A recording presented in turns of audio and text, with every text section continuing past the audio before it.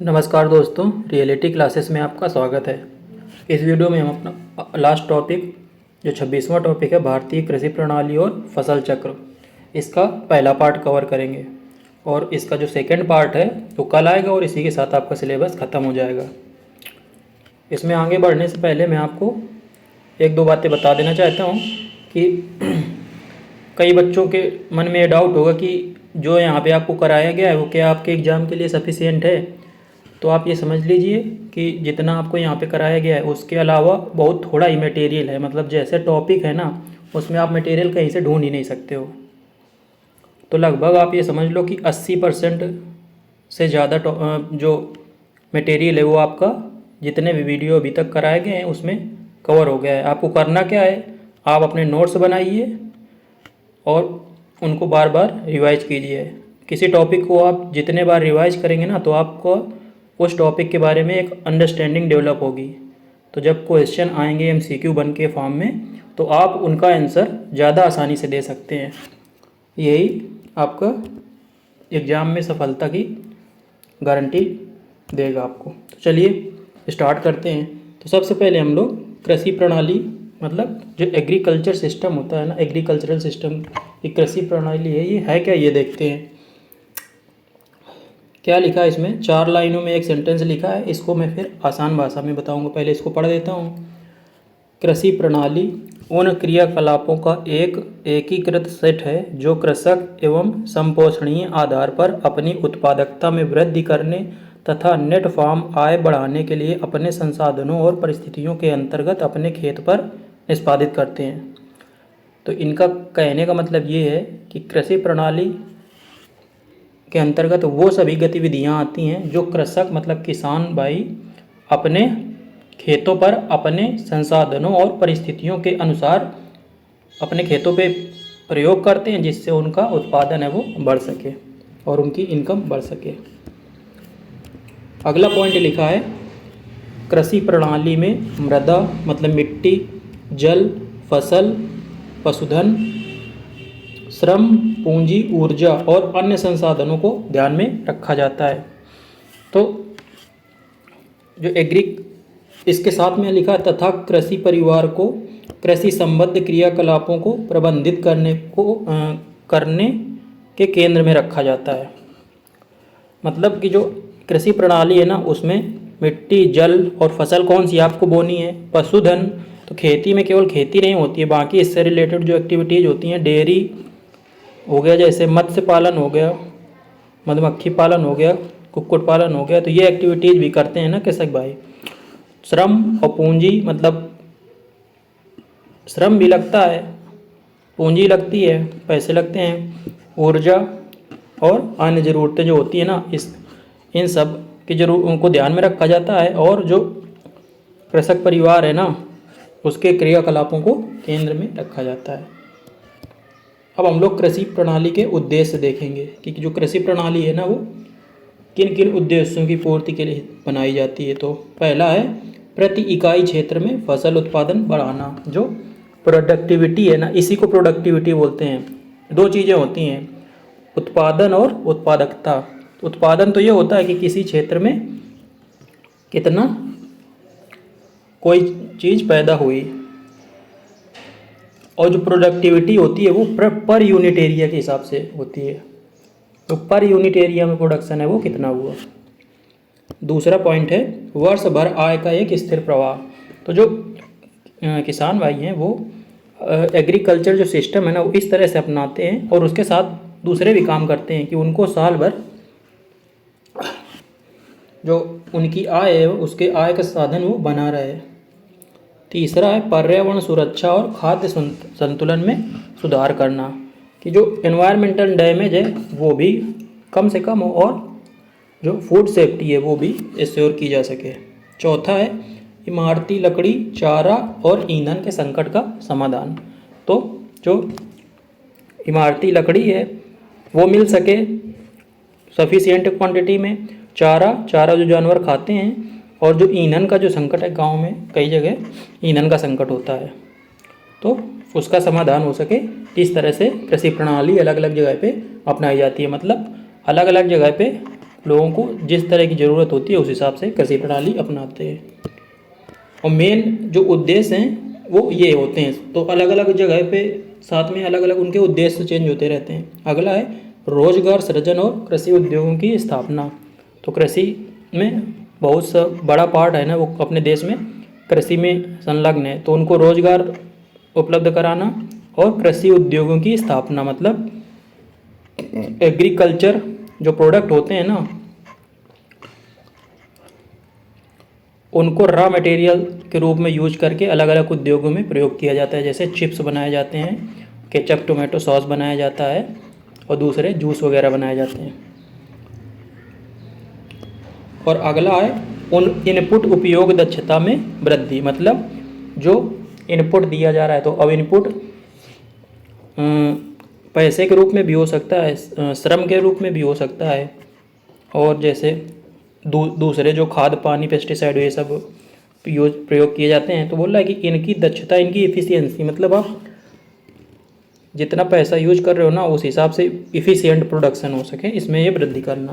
तो ये आपके हो गए 6 नंबर है, लास्ट में 7 लिख गया। ये 6 हो गए आपके कृषि प्रणाली कोई जो चल रही है उसके उद्देश्य क्या होते हैं। अब हम लोग देखेंगे कृषि प्रणाली को निर्धारित करने वाले कारक कौन कौन से फैक्टर्स हैं जो एग्रीकल्चरल जो सिस्टम है उसको प्रभावित करते हैं। तो जो पहला है वो है जोत का आकार। जोत का आकार मतलब किसके पास कितनी ज़मीन है उसको जोत बोलते हैं। तो अलग अलग अपने यहाँ जो लघु और सीमांत किसान है ना, इनकी संख्या सबसे ज़्यादा है, मतलब 95% आप ये समझ लो। तो जो खेती है ना वो छोटे छोटे भागों में बट गई है।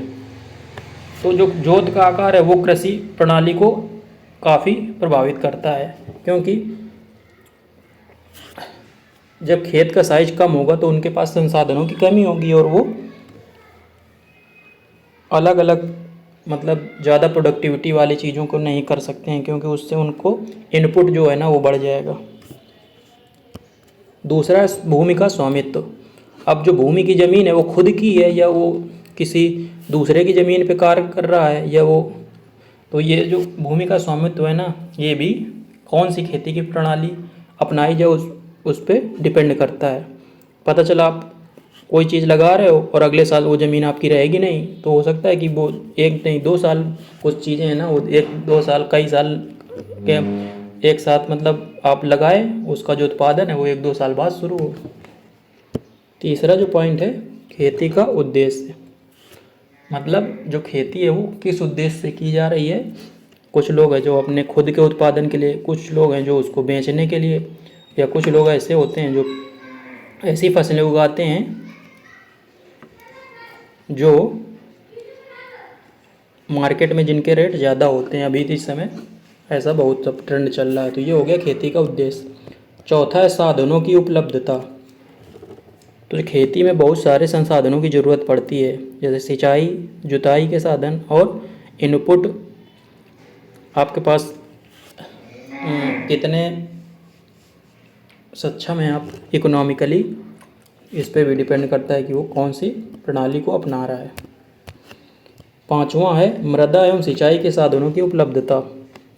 मिट्टी जो होती है ना वो भी कृषि प्रणाली को अफेक्ट करती है। अलग अलग प्रकार की फसलों के लिए अलग अलग तरह की मिट्टी है ना वो उपयुक्त होती है। और जो सिंचाई का साधन है ना वो भी उनकी उपलब्धता डिफाइन करती है कृषि प्रणाली को। कई फसलें ऐसी होती हैं जिनको ज़्यादा पानी की आवश्यकता होती है और कई फसलें होती हैं जिनको कम पानी की आवश्यकता होती है। तो उसी हिसाब से कृषि प्रणाली को अपनाया जाता है। और लास्ट में 4, 5 या 6वां, ये 4 लिख गया है, जो 6वां नंबर है वो लिखा है सरकार की नीतियाँ। तो जो सरकार की पॉलिसीज होती है ना उस पर भी कृषि प्रणाली डिपेंड करती है। कई जगहों पे जो सरकार है ना जो अभी अलग अलग तरह की स्कीम्स लेके आती है जिससे लोगों को अलग अलग तरह की खेती करने के लिए प्रोत्साहित किया जा सके, कुछ एक्सपेरिमेंट भी कर सकें वो।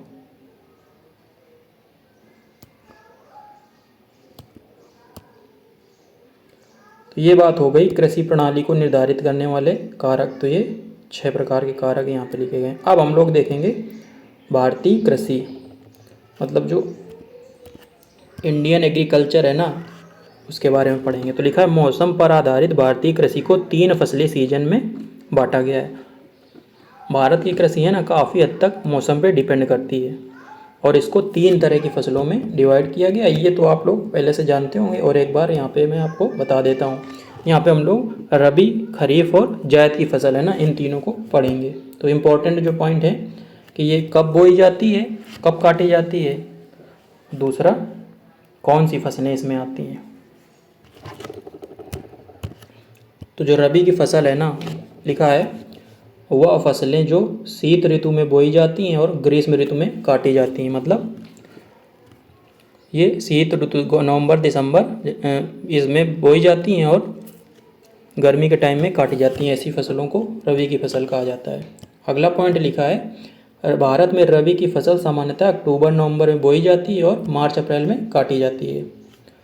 अगला पॉइंट है इन फसलों की बुआई के समय कम तापमान। अब सर्दी में बोई जाएगी तो उस समय कम तापमान होगा, जबकि पकते समय गर्म वातावरण होना आवश्यक है। तो इन फसलों को पकने के लिए गर्म वातावरण की ज़रूरत होती है। अब इसमें फसलें कौन कौन सी आती हैं? गेहूँ, जौ, चना, मटर, सरसों, राई, बरसीम, आलू, मसूर। ये हो गई रबी की प्रमुख फसलें। इस पर क्वेश्चन बनने के काफ़ी चांस रहते हैं, अलग अलग एग्जाम में इस पर बहुत क्वेश्चन पूछे जाते हैं।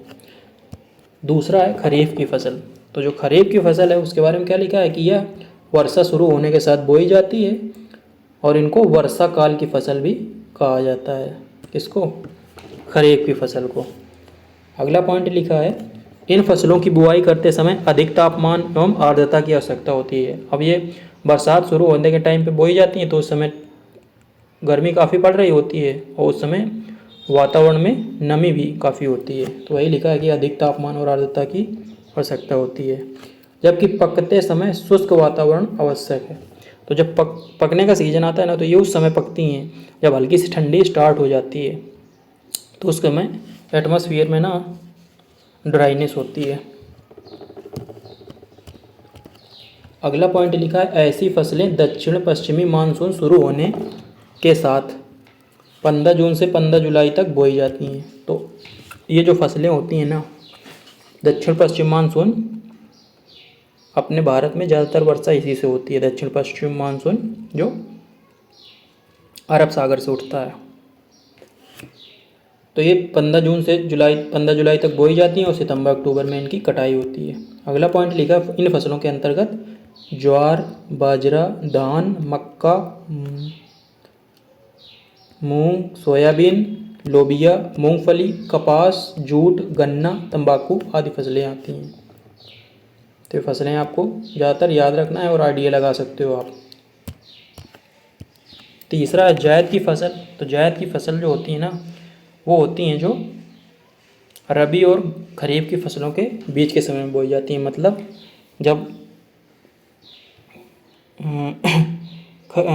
किसकी रबी की फसलों की कटाई हो जाती है उस समय बोई जाती है इनको, और जो खरीफ की फसल होती है ना, उसकी बुआई के पहले इनको काट लिया जाता है। तो यही लिखा है कि रबी और खरीफ की फसल के बीच में बोई जाती हैं। इसमें अगला पॉइंट लिखा है भारत में ऐसी फसलों को प्रायः मार्च में बोया जाता है और जून तक काट लिया जाता है।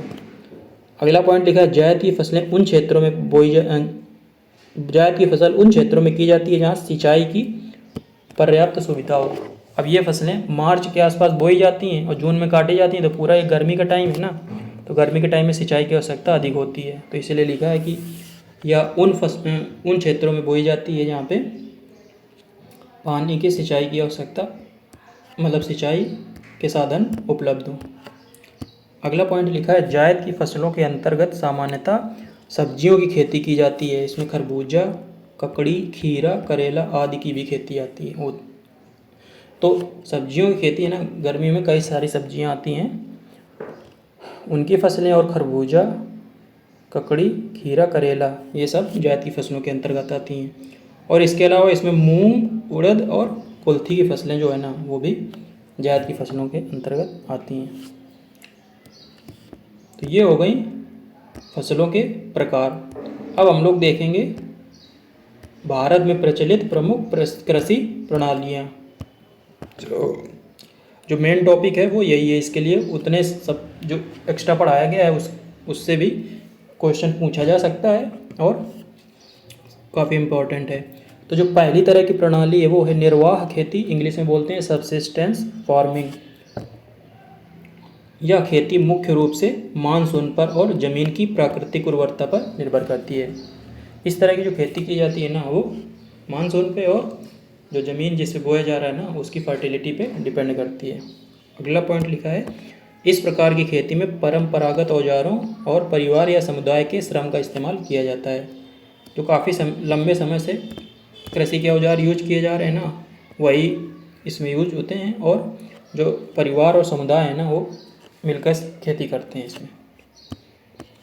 इस तरह की खेती से उत्पादन कम होता है जो किसानों के स्वयं के उपयोग के लिए होता है तथा बाजार में बेचने के लिए बहुत कम अनाज बचता है। जो इस तरह की खेती होती है ना इसमें प्रोडक्शन कम होता है और जो फसल बोई जाती है वो खुद के उपयोग के लिए होती है और खुद के उपयोग करने के बाद थोड़ी बहुत बच जाती है जिसको बेच लेते हैं किसान। अगला है इसमें पॉइंट, इसमें वर्ष में सामान्य एक ही फसल होती है जिसमें ज़मीन की उत्पादकता काफ़ी कम होती है और उर्वरकों तथा कीटनाशकों का प्रयोग ना के बराबर होता है। तो सामान्यतः एक फसल इसमें की जाती है और कुछ इलाकों में जहाँ सिंचाई के साधन है वहाँ पे 2 फसलें भी की जाती हैं। इसमें उत्पादकता कम होती है, पहले ही बता दिया, और उर्वरकों और कीटनाशकों का प्रयोग इसमें ना के बराबर किया जाता है। तो ये हो गई निर्वाह खेती। निर्वाह का मतलब जीवन निर्वाह के लिए, ये समझ लो, जीवन निर्वाह के लिए खुद के लिए इसमें अनाज उगाया जाता है, इसको बोलते हैं सबसिस्टेंस फार्मिंग। अब दूसरा आता है गहन कृषि, मतलब इंटेंसिव फार्मिंग। तो क्या लिखा है, गहन कृषि को सघन कृषि भी कहा जाता है, तो ये सघन कृषि भी इसका नाम है। यह कृषि उत्पादन की वह प्रणाली है जिसमें कम जमीन पर श्रम, पूंजी, उर्वरक और कीटनाशकों का प्रयोग करके अधिक उत्पादन किया जाता है। कि जो इंटेंसिव फार्मिंग होती है ना उसमें कम क्षेत्र में, मतलब जो खेत का क्षेत्रफल है वो कम होता है, उसमें इन सभी चीज़ों का श्रम, पूंजी, उर्वरक और कीटनाशकों का प्रयोग करके ज़्यादा से ज़्यादा उत्पादन किया जाता है। इसमें लिखा है इसमें एक ही भूमि पर वर्ष में कई फसलें बोई जाती हैं तभी तो उत्पादन मिलेगा। और अगला है, भारत में घनी आबादी वाले कुछ क्षेत्रों में इस प्रकार की कृषि देखी जा सकती है। अगला पॉइंट लिखा है सामान्यतः 200% से अधिक शस्य गहनता वाला क्षेत्र इसके अंतर्गत आता है। तो मतलब जो प्रोडक्टिविटी है ना वो 200% से, कृषि उत्पादकता, शस्य गहनता का मतलब जो कृषि उत्पादकता है ना वो 200% से अधिक होती है, मतलब कि क्षेत्रफल जो है ना उसका 2 गुना। साल में मिनिमम 2 फसलें यदि आप लोगे किसी सेम फील्ड में तो उसकी उत्पादकता 200% बोल दी जाएगी। और जो इस तरह की खेती होती है ना इसमें पॉली हाउस वगैरह बना के ना फार्मिंग कई जगह की जाती है जिससे प्रोडक्शन है बढ़ रहा है और एटमॉस्फेरिक जो कंडीशंस है ना उसका प्रभाव उस पर कम से कम हो सके। अगला जो है वो है व्यापक कृषि या एक्सटेंसिव फार्मिंग। तो क्या लिखा है, यह कृषि उत्पादन प्रणाली है जो खेती की जा रही भूमि क्षेत्र के सापेक्ष श्रम, उर्वरक, पूंजी के छोटे इनपुट का उपयोग करती है। मतलब एक्सटेंसिव फार्मिंग में खेती का जो क्षेत्र है वो ज़्यादा होता है, उसके सापेक्ष उसमें जो मैनुअल लेबर है वो कम प्रयोग होता है, उर्वरक और जो पूंजी है वो भी कम प्रयोग होती है। लेकिन अगला पॉइंट लिखा है, इस पद्धति में विस्तृत क्षेत्र, मतलब जो खेत का एरिया है वो बहुत होता है, मशीनों द्वारा यांत्रिक विधि से खेती की जाती है। तो मशीनों का प्रयोग करके खेती की जाती है और इसमें वही फसलें बोई जाती हैं जो ट्रेडिशनल होती हैं। लेकिन जो इसके पहले जो सघन कृषि थी उसमें जनरली ट्रेडिशनल फसलें नहीं बोई जाती हैं, उसमें वो फसलें बोई जाती हैं जिनका उत्पादन अधिक हो या जिनकी मार्केट वैल्यू ज़्यादा हो। जिसमें जो इंटेंसिव फार्मिंग है ना उसका मेन पर्पज बस लाभ कमाना होता है। और इसमें लिखा जिससे मानव की श्रम की आवश्यकता कम होती है। अब मशीनें यूज होंगी तो श्रम की आवश्यकता कम होगी और प्रति व्यक्ति उत्पादन अधिक होता है। अगला पॉइंट लिखा है, कम जनसंख्या वाले क्षेत्रों, देशों में इस प्रकार की कृषि अधिक प्रचलित है। तो जो व्यापक कृषि या एक्सटेंसिव फार्मिंग है ना वो ऐसे इलाकों या देशों में प्रचलित है जहाँ पे मैन पावर कम है और लोगों के पास बड़े बड़े खेत अवेलेबल हैं। तो आपको अंतर समझ में आ गया होगा इंटेंसिव और एक्सटेंसिव फार्मिंग में। अगला जो टाइप है प्रणाली का वो है वाणिज्यिक कृषि या कमर्शियल एग्रीकल्चर। तो कमर्शियल जैसे नाम से पता चल रहा है तो बोला जा रहा है इसे व्यापारिक खेती भी कहते हैं। इसके अंतर्गत इस प्रकार की कृषि के अंतर्गत वाणिज्यिक फसलों का उत्पादन किया जाता है जिसका प्रमुख लक्ष्य उत्पाद बेचकर लाभ कमाना है। अगला पॉइंट लिखा है इसके अंतर्गत जूट, कपास, गन्ना, तंबाकू, चाय आदि वाणिज्यिक फसलें शामिल हैं। तो वाणिज्यिक खेती में इन फसलों का उत्पादन किया जाता है। लिखा है पंजाब, हरियाणा, उत्तर प्रदेश, गुजरात, कर्नाटक, पश्चिम बंगाल आदि राज्य इसमें अग्रणी हैं। तो आपको कमर्शियल फार्मिंग मतलब वाणिज्यिक कृषि और ये जो गहन कृषि है इन दोनों में अंतर आपको समझना होगा कि जो कमर्शियल एग्रीकल्चर है ना इसमें व्यापारिक फसलें बोई जाती हैं, लेकिन जो ये ऊपर इंटेंसिव फार्मिंग है ना इसमें ये वाली फसलें नहीं बोई जाती हैं, इसमें अलग तरह की फसलें बोई जाती हैं। वो आपकी सब्जियां भी हो सकती हैं और दूसरी चीज़ें भी हो सकती हैं नॉन कन्वेंशनल जो उस क्षेत्र के लिए पहले से उस क्षेत्र में नहीं बोई जा रही होती हैं। अगला है स्थानांतरित कृषि, इंग्लिश में बोलते हैं शिफ्टिंग कल्टीवेशन। यह कृषि मुख्यतः जनजातीय समूहों द्वारा कंद और जड़ों वाली फसलों के लिए किया जाता है। तो जो शिफ्टिंग कल्टीवेशन है ना वो जो ट्राइबल कम्युनिटीज़ है ना उनके द्वारा किया जाता है और ये कंद मूल और जो जड़ों वाली फसलें जैसे वैसी वाली फसलें जो ज़मीन के अंदर होती हैं, तो जड़ जिसमें होती है तो जड़ों वाली फसलों को आप समझना है तो आप समझ लो चुकंदर, शलजम, मूली, प्याज, इस तरह की जो ज़मीन में जो लगती हैं उनको जड़ वाली फसलें बोला जा रहा है। इसमें भूमि का एक टुकड़ा, लेकिन उनकी फसलों ना इसके अलावा भी कई सारी हो सकती हैं, वो सब जानने की आपको ज़रूरत है नहीं। इसमें भूमि का एक टुकड़ा कृषि के लिए चुना जाता है और वहाँ सफाई करके फसल बोई जाती है। पानी के लिए यह मुख्यतः वर्षा पर निर्भर होती है। तो जो स्थानांतरित कृषि होती है ना इसी को स्लैश एंड बर्न टेक्निक है ना वही इसमें यूज होती है। क्या किया जाता है कि जो जनजातियाँ होती हैं ना ये एक एरिया साफ करती हैं, पहले उसकी सफाई की तो स्लैश हो गया, फिर उसमें फसल बो दी जाती है। मतलब बरसात के पहले जैसे बरसात शुरू हुई तो उस समय फसल बो दी जाती है और फसल अपने आप ग्रो हो जाती है और फसल काट लेते हैं। ऐसा वो कई साल तक करते हैं। उसके बाद वहाँ की जो उर्वरता है ना वो ख़त्म हो जाती है क्योंकि वहाँ जो फर्टिलाइज़र हैं खाद का प्रयोग तो करते नहीं हैं। जब वो ज़मीन पैदावार के लिए फसल पैदावार के लिए बेकार हो जाती है तो वो उसको जला देते हैं। जो फसल वहाँ पे बची फसल का रेजिड्यू फसल काटने के बाद उसको जला देते हैं। तो हो गया स्लैश एंड बर्न। पहले शुरुआत में फसल काटने के लिए कटाई की थी और बाद में उसको जला दिया, तो इसी को स्लैश एंड बर्न टेक्निक बोलते हैं। तो फिर क्या करते हैं ये आदिवासी लोग फिर दूसरा एरिया ढूंढते हैं खेती के लिए जहाँ पे उसको साफ करते हैं और फिर वहाँ पे बोना शुरू करते हैं। तो और कुछ पॉइंट इसमें लिखे हैं, वो मेन बात मैंने बता दी। और जो शिफ्टिंग कल्टीवेशन है उसको अलग अलग जो भारत के अलग अलग भाग है ना वहाँ अलग अलग नामों से जाना जाता है। ये काफ़ी इम्पोर्टेंट है। वो नीचे दिया गया पॉइंट, इस तरह की खेती में उत्पादन बहुत कम होता है तथा उर्वरकों और कीटनाशकों का प्रयोग नहीं किया जाता है। जो मैं बता चुका हूँ वही लिखा है यहाँ पे। कुछ फसलें लेने के बाद यह ज़मीन फसल के लिए अनुपयुक्त हो जाती है जिससे जला दिया जाता है, फिर खेती के लिए दूसरी भूमि साफ की जाती है। अगला पॉइंट लिखा है इसके पर्यावरणीय कुप्रभावों को देखते हुए भारत के कुछ हिस्सों में इस पर प्रतिबंध लगा दिया गया है। तो जो ये खेती होती है ना वो पर्यावरण के लिए नुकसानदायक होती है, इसलिए सरकार ने कई क्षेत्रों में इस तरह की खेती पर बैन लगा दिया है। अब सबसे इम्पोर्टेंट पॉइंट आता है कि जो ये शिफ्टिंग कल्टीवेशन है वो उसको अलग अलग जगह पे भारत के अलग अलग भागों में किस नाम से जाना जाता है। तो पूर्वोत्तर राज्यों में इसको झूम के नाम से जाना जाता है। आंध्र प्रदेश और उड़ीसा में पौध के नाम से जाना जाता है। केरल में ओणम के नाम से, मध्य प्रदेश और छत्तीसगढ़ में बीवर, मसान, एक दो और नाम है, बस आप दो याद रखिए। दक्षिण पूर्व राजस्थान में वालरा। तो ये आपको नाम याद रखने हैं कि जो शिफ्टिंग कल्टीवेशन है उसको कहाँ पे किस नाम से जाना जाता है। अगला है छठा सूखी भूमि कृषि मतलब ड्राई लैंड फार्मिंग। ऐसी कृषि जो सूखे इलाकों में की जाती है, जहाँ पे जो पानी की उपलब्धता है वो कम होती है। लिखा क्या है, इस प्रकार की खेती देश के शुष्क और रेगिस्तानी इलाकों में की जाती है, जिसमें पूर्वी राजस्थान और मध्य भारत के कुछ इलाके शामिल हैं। अगला पॉइंट इसमें क्या लिखा है, इसके अंतर्गत मुख्यतः मोटे अनाज जिनको मिलेट्स बोलते हैं इंग्लिश में, जौ बाजरा आदि की खेती की जाती है।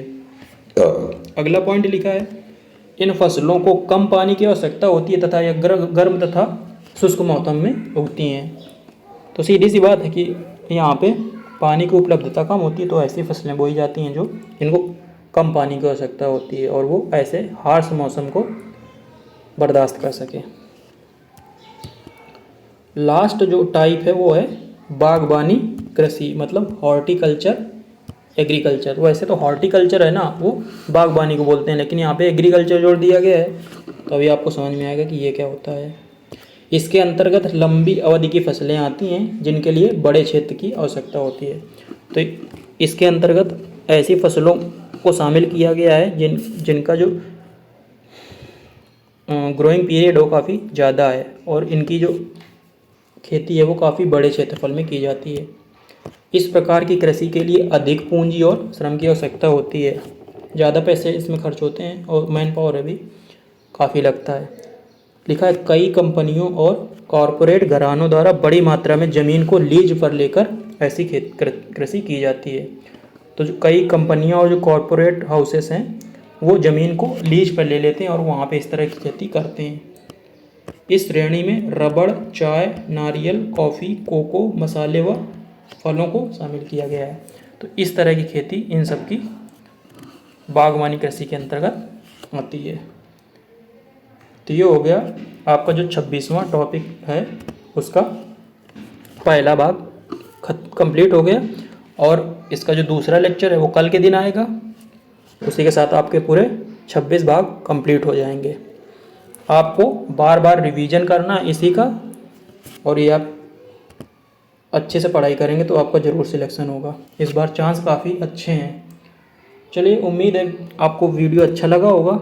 मिलते हैं अगले वीडियो में, तब तक के लिए नमस्कार, धन्यवाद।